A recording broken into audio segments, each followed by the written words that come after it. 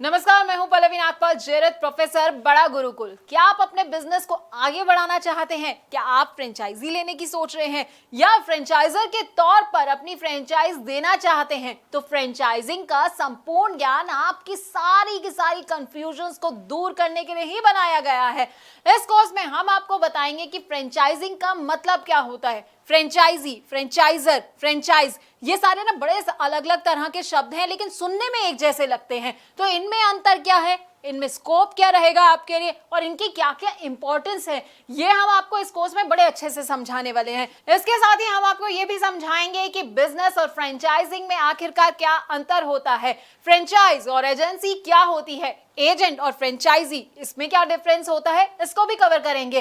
Franchise business से franchise और franchisor को आखिरकार क्या क्या फायदे होते हैं और उससे जुड़े क्या क्या रिस्क होते हैं। अरे भाई, फायदे जान रहे हैं तो रिस्क के बारे में भी तो जानना बड़ा जरूरी हो जाता है, तो हम आपको ये भी समझाएंगे। अब अलग अलग तरह के ना फ्रेंचाइज मॉडल होते हैं जो कि लोगों को पता नहीं होते हैं, तो आपके लिए कौन सा मॉडल सही रहने वाला है, फोको, फोफो, कोको, कोफो, अब इन सब के बारे में भी हम आपको बताएंगे। हम इनके फायदे तो आपको बताएंगे, साथ ही साथ ना इनके नुकसान भी आपको बताएंगे। अब सही फ्रेंचाइज बिजनेस चूज करते वक्त किन किन बातों का आपको ख्याल रखना चाहिए और फ्रेंचाइज बिजनेस से जुड़े कौन कौन से लीगल इश्यूज होते हैं, इसकी पूरी जानकारी भी हम आपको देंगे।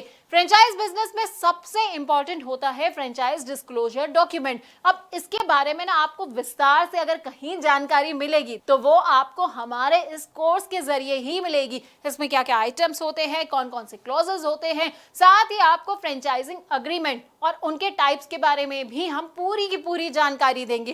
देखिए, फ्रेंचाइज बिजनेस को इवैल्यूएट करने का ना एक अलग क्राइटेरिया होता है, तो वो क्राइटेरिया क्या होता है ये हम आपको बताने वाले हैं।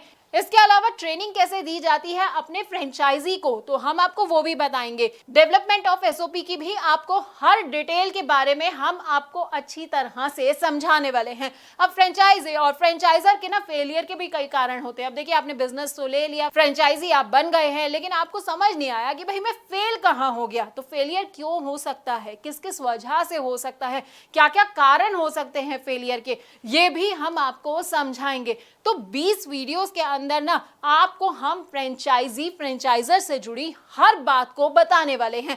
अब आप ये सोच रहे होंगे कि भाई इसको करने से मेरा क्या फायदा होगा, ये सब मेरे लिए जानना क्यों जरूरी है। तो देखिए, अगर आप चाहते हैं मुनाफा कमाना और अपने बिजनेस में सक्सेस हासिल करना, तो बस आपको क्या करना है, आपको इस कोर्स को बहुत ध्यान से देखना है। इससे आप फ्रेंचाइजिंग में फेलियर से खुद को बचा पाएंगे और बहुत आगे बढ़ पाएंगे।